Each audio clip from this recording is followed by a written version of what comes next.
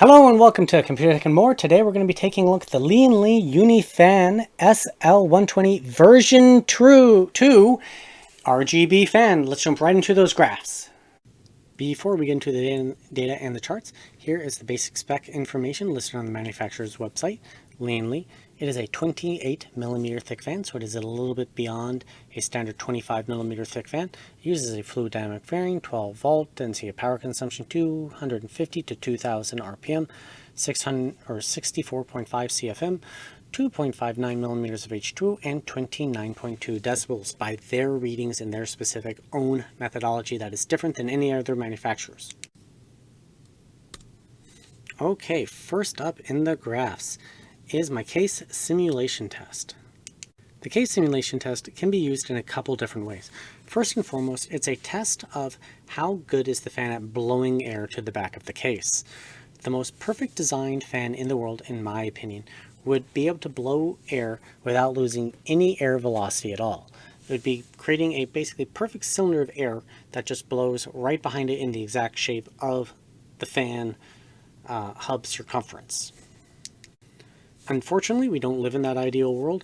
There is air resistance in the case behind it as the fan has to push that air out of the way. So what are we looking for? We're looking for a fan that has as little airspeed drop as possible and for that drop to be as linear as possible. And the reason for that is you want the airspeed for when the air hits your fan blades from your heatsink if you've got an air cooler or a single rad like 120 millimeter back on the back of your case. You want that airspeed to be as high as possible when it hits. And the reason for that is it's carrying more heat off your heatsink, your radiator, all at once. And it's just creating a good airflow through it. And the fan on it doesn't have to work as hard to accelerate the air through it.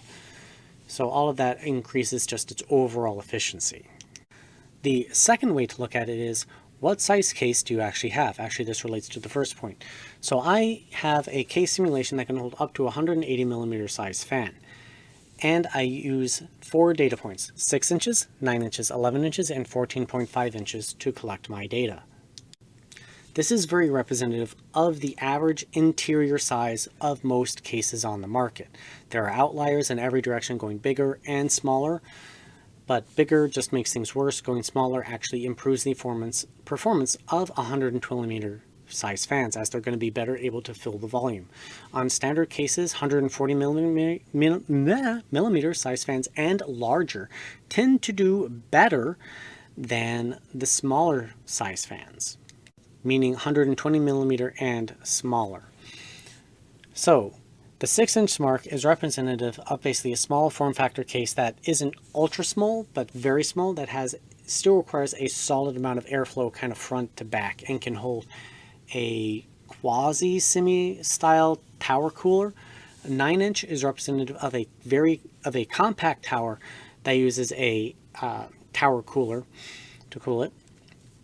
11 inches is representative of a mid-tower size case, and that would be something like the Corsair 550D, Fractal Meshify 2C.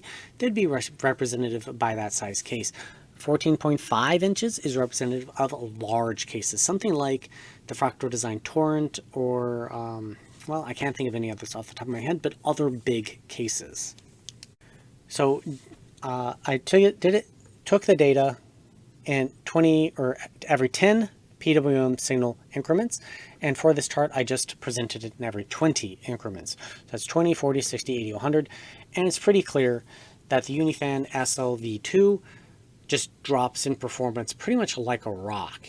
It's not performing that well overall. Although it does present some very interesting behavior. It drops way down and then it springs back before dropping again. And this I tested like 3 times for consistency's sake, and it just did that every single time. So I don't know how to explain it, but it's a feature, not a bug. Okay, now we're going to compare it against my control fan, and this is for noise normalized performance. My noise normalized value is based off of the A12X25 running at around 1200 RPM in my old Corsair 550D case, blowing 2 of the fans blowing through my AIO radiator. I just found that RPM to be particularly silent, just a little bit of air movement noise, so that's why it was chosen as my baseline result. And the 40 decibels comes from the microphone's placement to the fan at that particular RPM, so that's why it was chosen there. The control fan is based off of the A12X25, 3 parts the A12X25 to 1 part A14, to get a good mixture of 120 and 140 millimeter size fans results into kind of one good mixed package. On this graph, we have 2 fans as for comparison's sake. We have the UniFan SL120 V2 highlighted here in red, and we have the UniFan SL120 highlighted in green. And, well, interestingly, the UniFan, I should just say the SL120 V2, performs really quite well in smaller cases at that really close airflow mark, but then it drops away really bad and actually underperforms the SL120. And then they both kind of equalize to be very similar overall in performance. This indicates that neither of the two lian-li fans are very good at case airflow. Things don't get much better at 100% PWM fan signaling. It's pretty clear that neither of these two fans are really airflow specific. So if you have anything larger than a very small case, or you're trying to move air a very short distance, so a good example of that would be like the the Fractal Design Torrent case that has the 340 millimeter size fans in the bottom of the cage that blow air directly into your GPU. That would be a short throw distance right there. If you're looking at front to back, you're looking at this 14.5, where they don't perform well at all. Mind, the Infinity looks like it performs better than the SL-V2. Next, how do they compare against a bunch of other fans? Well, again, this is noise normalized performance. I know we're jumping back to noise normalized, but I thought it was better to present this way. We have the fan name and the RPM, and right there, the UniFan V2 is one of the bottom-most performers. We're going to just kind of move on from here. Going up to 100% PWM fan signaling, it has proven itself to be a bad performer here once again. The orange line right here is the lian-li SL Infinity. So it's performing a little bit better, but neither of them are case airflow fans. It's pretty clear by this point. So now this is the 9-inch mark in my case airflow test, airspeed versus decibels. 9-inch mark was chosen because it's where the fans look like they started separating in performance. So that 6-inch mark, most of the fans, even if they shot air off the sides, still had very good performance. By 9 inches, the effects of having a fan that blows air off to the sides really start to become a little bit prominent, but not completely detrimental to airflow. So I have tested a couple fans that at 11 inches just had zero airflow, which makes it really hard to talk about analysis. So the 9-inch mark gave this a little bit of a middle ground. So knowing that, the UniFan SL-V2 is a very poor performer. The Infinity is a little bit better, but it's still on the bottom end. Better fans are over here, worse fans are down there, and we're looking at it there. At this time, I'd like to talk about my noise, how I generate noise data. So up to this point, meaning in this group of videos, I use my microphone, I place it very near the fan, and would get noise data that way. While doing this round of fans, I started to get this feeling that I was picking up harmonic frequencies, air rushing past the fan was creating extra resistance, or the blades running too close to the fan were causing it, and it caused me to rethink the entire way I do noise data. The reason for the way I tested noise performance this way was because I'm doing all my testing basically in my office, and it's not a noise isolated environment. It's commonly over 30 decibels in noise there, which is not ideal for noise testing. So I figured I'd put the microphone really close to the fan and just run it, and that'd be good enough. But I'm finding that it wasn't good enough. So I've gone back and retested every single fan that I've done to this point, which is over 50, and redoing all the data with a new fixed distance. And I'm being much more careful about the noise level in my office when I do testing. This means I'm getting it, my noise level in the office consistent to within 2 decibels on either side, as opposed to before, where it appeared to be much closer to plus or minus 4 decibels. And we need to remember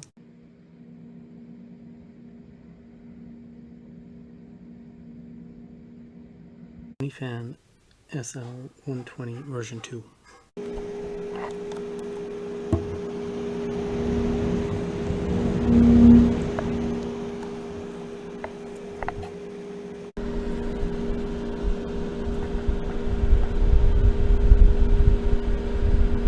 Lian-li UniFan SL120 V2 pull configuration.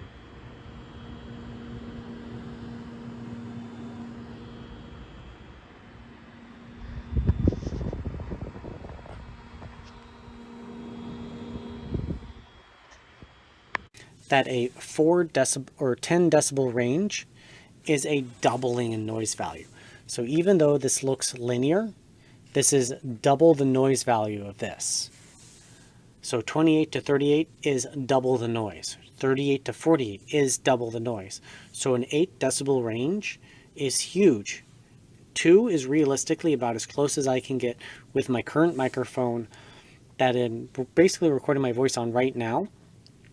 And it would be through help from viewers like you supporting me on Patreon, subscribing to my channel, that will help take me to that next level of acquiring a better microphone, and then hopefully a test system and that kind of fun stuff. I apologize for getting real with you for a moment, but I felt that was very important to talk about. All right. In the next set of graphs, we're going to be taking a look at airspeed going through my CPU cooler, which is the Noctua U12A. The graph on the left side is RPM versus airspeed. The graph on the right is noise versus airspeed. The bottom is RPM, noise, vertical is airspeed. Better fans sit in the top left, worse fans sit in the bottom right. We have my control fan listed in blue, and we have 2 fans for comparison's sake. So the first and foremost, the left graph, which is RPM versus airspeed, is basically an aerodynamic efficiency test. It is how good is this fan at moving, I've got the hiccups, at moving air. So it's how efficient is that blade design at moving air through the heatsink. And the SL120 V2 is better than my control fan. It's actually beating out the SL120 Infinity. But the moment we take a look at the noise performance, it doesn't fall apart, but it's not quite as strong. Mind, it's doing fairly close to my control fan. Actually, in a couple data points, it drops way down. But overall, it's not a bad result. Meanwhile, the SL Infinity 120 is well off the mark. So let's compare the fans against other fans. A few key pieces of information. Right here in this legend, this is a wattage, so 250 watts equals 3 meters per second. I did a whole video on what kind of performance I got out of my heatsink, the U12A, at each given airspeed on my particular CPU. I have an 11700K from Intel, so on my CPU, with that cooler, 250 watts is 3 meters per second, and so on and so forth as you go down. In a similar way to how clock speed is related to wattage, so especially at the upper end, as you increase wattage more and more and more, you're going to see smaller and smaller differences in how much extra clock speed you get. In the same way that as you push more and more air, a higher air speed, through a given radiator heatsink, you're going to be extracting a little bit less heat from it to a point. It's basically a curve. So at some point you're going to be pushing so much air through it that it's not going to be able to extract any more heat off the fins for that airspeed. And to mitigate this, some heatsink designs, tower cooler, or radiators have denser fin stacks, thicker bodies, so that there's just more room to absorb that heat, and it helps mitigate it to some extent. But it'll always have the same end result of at some point you're going to have diminishing returns. So how do we actually use this graph then? Well, if you've got the same CPU as me and the same heatsink as me, you can just basically use it exactly as it is. But if you have a different tower cooler than me, if you've got a different if you have a dual tower, or if you've got radiators, how can you use this data? Or a different CPU, how can you use this data? Well, if let's say you have a TLG12, it's moving 0.6 meters per second on my cooler, but you upgrade to the UniFan SL120 V2. Well, for that same noise level, it's moving 1.4 meters per second of air, which means you can get a higher clock speed because it's able to draw more wattage, or you could turn that fan down to a lower PWM signal and get less noise. Let's say you find my 40 decibels to be too noisy for you. So then you could reach the same wattage for less noise, or you could keep the wattage the same as you got for the TLG12, or you have one that already is locked wattage basically, so a locked CPU, and you could get better cooling performance so it runs at a cooler temperature. These are ways you would be able to use this data for your own particular builds, whether it's got a radiator, AIO, heatsink, or dual tower, single tower, or different CPU models. You'd be able to get all these variations.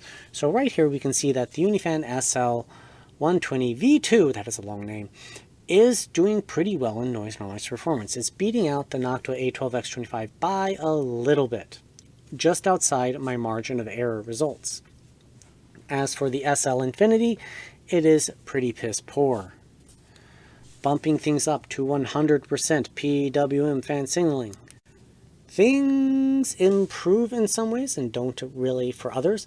So the A12X25 is sitting right here, moving 1.9 meters per second of air, which means that the SL Infinity 120 and UniFan SL120 V2 almost tied. The UniFan SL120 V2 does outperform the other two fans by a little bit.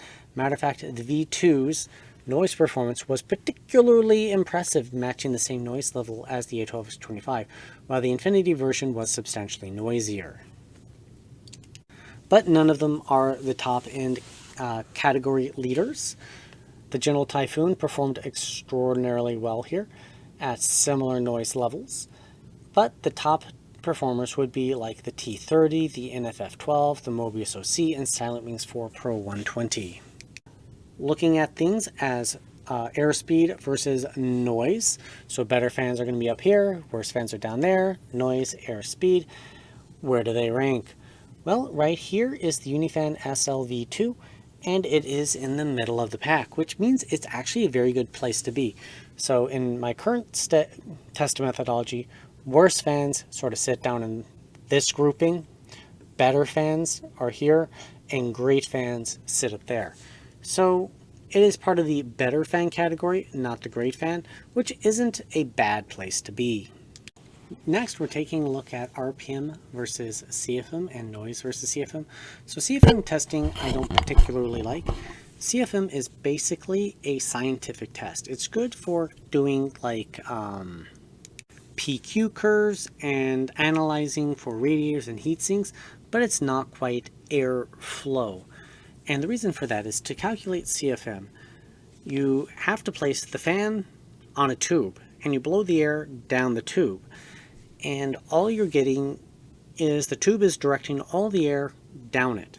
So if a fan does shoot air off to the sides, it does hide the fact that it's shooting it off to the sides, because in general the air still wants to flow down it. And there will be some losses from the fan shooting off to the sides, but it will be largely hidden because all of it is going to be trying to travel in the same direction, just period.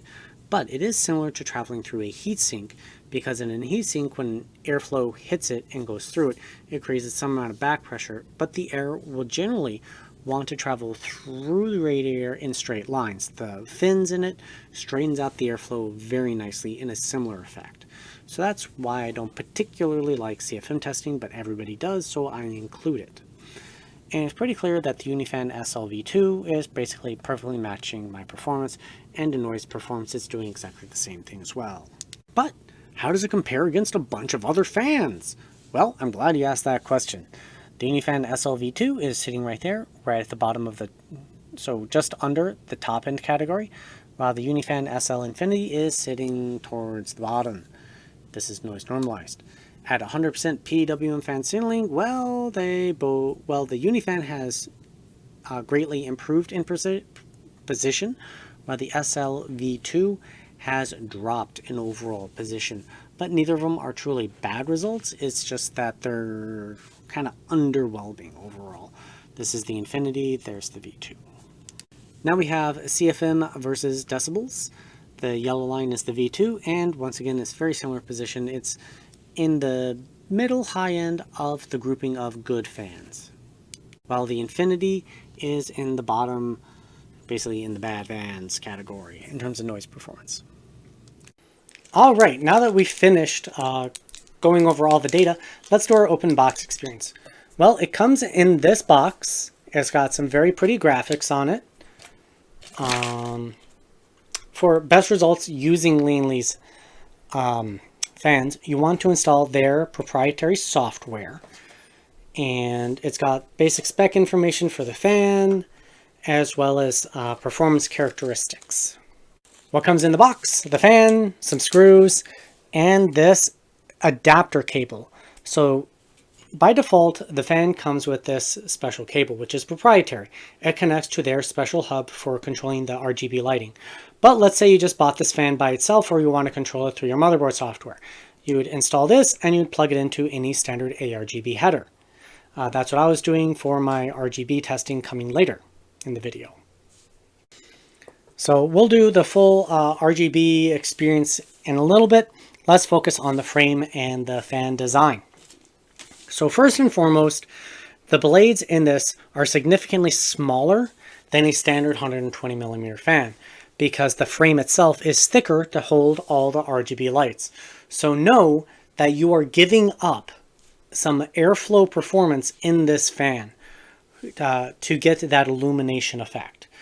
So this will have a much greater effect in terms of it being a case fan. So that's in a pure airflow scenario, getting air through the case. You want as big a fan as possible. So I wouldn't recommend this fan for that. It had lower poor performance in that category. And in terms of a more airflow necessary heatsink, so this would be a standard heatsink and an air cooler.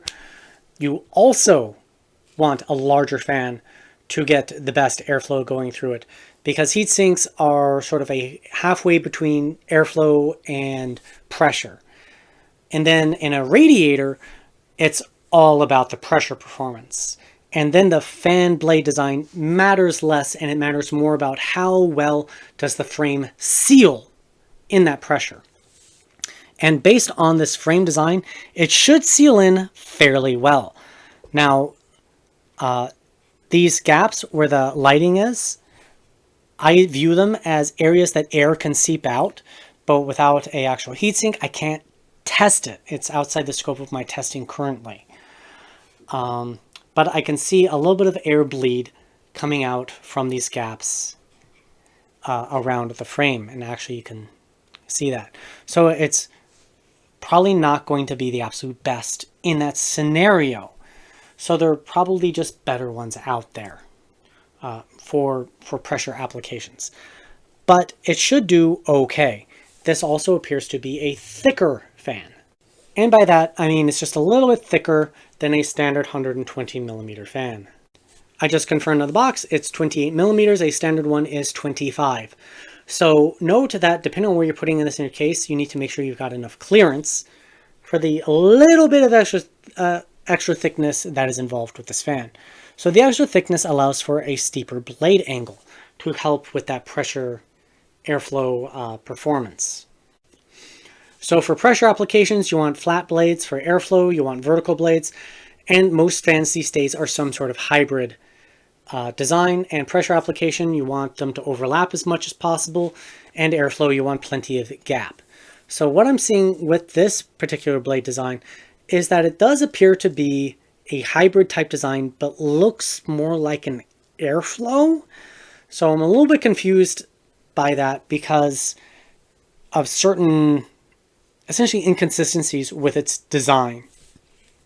The blades are nice and fat and steep fairly thickly, but there's big gaps between the blades, which allow for a lot of airflow and make a back pressure dealing with back pressure harder. They don't sweep over quite as steeply as many other fans that I'd recommend for radiators. So without putting, I need to get a radiator to test on this to just see how well they do. To do that, I need help from my viewers. I need y'all to subscribe and consider joining my Patreon page. Other aspects of the design, the struts are fairly thin, actually they're pretty flat. So that's blocking some airflow already. I don't know. It's definitely steeper on the inside, gets less steep on the outside, but I'm just a little bit perplexed by this fan. One note about this fan is it does have lian-li's wireless connector. So this allows you to connect multiple lian-li fans together. They slot into each other so that you only need one set of cables to control all the fans. But note that they're all going to appear the same color when you do that, if I'm not mistaken. And it comes with this plug sitting out the side. So it can fold over pretty flat, but it does stick out more than a standard fan. So depending on how tight things are in your case, this may stick out a pretty substantial amount. And this is just what the connector looks like on the end of it, and the end right there. Let's go ahead and take a quick look at the RGB. We're going to take a quick look at the RGB on the UniFan SL120 version 2. So it's got the RGB, I'm going to call it sort of more like a ring around the outside of it. And the RGB lighting is on both sides, which is very good. I'm actually very happy about that. Most fans only have RGB on one side, but having the RGB on both sides means that you can have this fan either push, pull, front, back, top, bottom, wherever you want in the case, and it's going to look fantastic. That to me is a great feature. Whether it's worth the extra cost in this fan is up to you. I cannot make that determination for you. The one thing I can do for you is to give you information that I can see while I'm taking a look at this fan. Well, first and foremost, it's got great color transitions moving along each of these light bars. This diffuser creates a nice even effect, and I can't even visually see any individual RGB LED lights inside of it, which it's up to you whether you like being able to see the individual lights or not. I personally think it looks best if you can't see them at all, because it allows for smooth transitions, and this has some excellently smooth transitions. Now, I think the prettiest fan in lian-li's lineup is the Infinity, but this one is definitely a good runner-up in my opinion. The one downside kind of with this fan is you basically get this basic hub with the lighting ring around it. So personally, I've liked the Squama in terms of the lighting ring the best, but this one is thicker, so you get more light, you get more illumination with it. But it's up to you if you prefer having a lit fan blade, you like a lit ring, you like both, you like everything, you like nothing. I care most about performance, so there's that. Now let's go ahead and jump into the next section, which is the value proposition. We are on to the value proposition. So first up is the Infinity. The lian-li Infinity is a $35 fan. The SL120 V2 is a $30 fan. So that really hurts the results overall, because if they're competing with a similar fan with similar airflow, they're going to lose on price. So that's price to performance. That's the amount of air it can push for a given dollar. And in this type of graph, you want the best. So if you're on a budget and maximum performance for the least amount of money is key, you're going to be paying special attention to the next set of graphs. If you have a little bit of extra money and you want to get some RGB, or you want to get a fan that has a little bit better noise profile performance, then you'd mix these graphs with the other data from the other graphs of similar origin and pick out which fan best suits your particular needs. So I have the 6-inch mark, enormous normalized, and 100%. We're going to pay closer attention to the noise normalized during the case tests, because that's where I think it's more applicable. If you're running your case fans at 100%, something's gone wrong. So neither the Infinity nor the SL are particularly great, although the SL120 V2 is doing a little bit better. At the 11-inch mark, well, neither of these fans performs really very well. They're both right at the bottom of the graphs, so there's really not much to say. Just don't buy them as case fans. If you're going to use them in a radiator, AIO, or whatever, they're fine, but not here. So that actually gets me to what I just mentioned. How does it do on a CPU as a heatsink or radiator? Well, the Infinity is a bit on the low side, but the SL120 V2 is actually performing fairly well, but it doesn't quite have the same kind of 100% performance as many other fans. So you can't win them all. If you are looking for maximum value, the TLG12 and the Antec Storm series appears to be very good choices, and you may want to take a look at the P12 Max.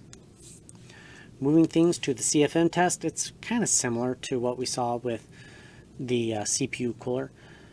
And that brings us to the end of the video. Thank you for watching my video. Please subscribe for more content. Check out my Patreon page for more fan videos. I have a whole lot on my channel. Please check them out. And if you want to see me test any fan in particular, please go ahead and leave it in this description down below. Thank you very much for watching and have a great day. This is the raw data for the lian-li SL120 V2. I do have my original video on the Infinity. You can find the raw data for that in that video. If you want to use this data for your own purposes, making your own graphs and charts and recording it for yourself, keyword is yourself, you may do so. However, if you're going to use it in any publication purposes, whether that's a journal, whether that's a publication, whether that's a YouTube video, anything at all, please reference me and my channel because I'm the one who created this data and worked long and hard to generate it. Thank you very much. It's 2 hours of work approximately to collect all the data, and then it's a lot more time to update graphs and charts and create a presentation, write a presentation, and present it. So I appreciate your understanding, and I hope to see you next time here on Computer Tech and More. I just want to clarify. I find doing fan testing fundamentally interesting. Just everything else is a bit more work.